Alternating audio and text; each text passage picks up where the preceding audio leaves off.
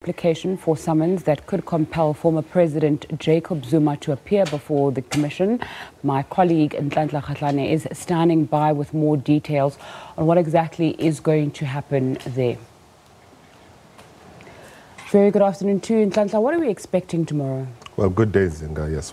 One of the biggest highlights, I think, will be the reappearance of former President Jacob Zuma before the Commission this year. I mean, we know that last year his reappearance was postponed twice. The first time was due to the fact that, he said that he was appearing in court, rather. And in November, we saw his legal team standing before the Commission and saying that, the president could not appear because he was ill. And that subsequent to that, that was supported by, reports that the former president went abroad to seek medical attention. So tomorrow, when it resumes after, taking a break from December, we expect the legal team of the Commission to put an application before the Commission, to try and, talk to the secretary or the acting secretary of the Commission to summon the former president to come before the Commission, especially, like I already said, that, he had all his reappearance had been postponed twice. And here we're talking about, a figure that, is sort of central to state capture, especially due to his proximity to the Gupta family. And we know that they have been mentioned as, people that were capturing the state. So we expect that the application to be brought forward. But also, we know that his legal team will not take that lying down.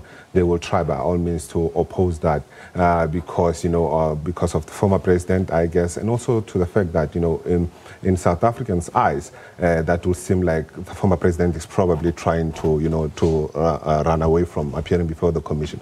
But quite interesting is that, one would ask the question that if the president was well now, why he hasn't, raised his hands, say that, I would love to come and continue where I left off. Of course, Ntlantla, we know that is a judicial commission into allegations of state capture, and people who are mentioned, including the former president, are innocent before the law until proven guilty of certain things.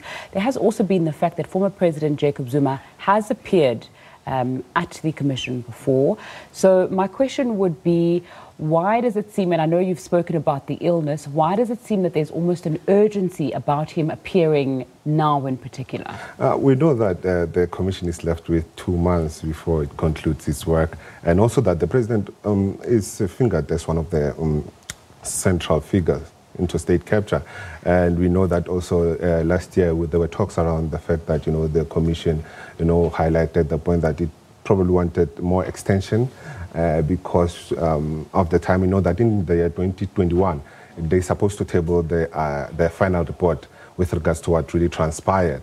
And just to go back to that question of yours in terms of the agency, because the former president has appeared, did not finish, he was supposed to reappear. It was postponed twice. And also him being a central figure. And a lot of people, are quite interested in knowing what really transpired and, while he was the president and his proximity to the Gupta families.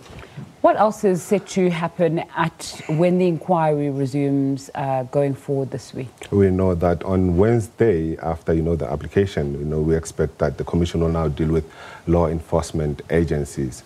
Mainly because, like, if you recall, in Zinga last year, you remember that Robert McBride had appeared before the Commission, telling the Commission or telling Deputy Chief Justice Zondo that the investigators were put in an awkward position whereby every time they would try and investigate some cases, there were counter charges against them to just, try to deviate them from investigating.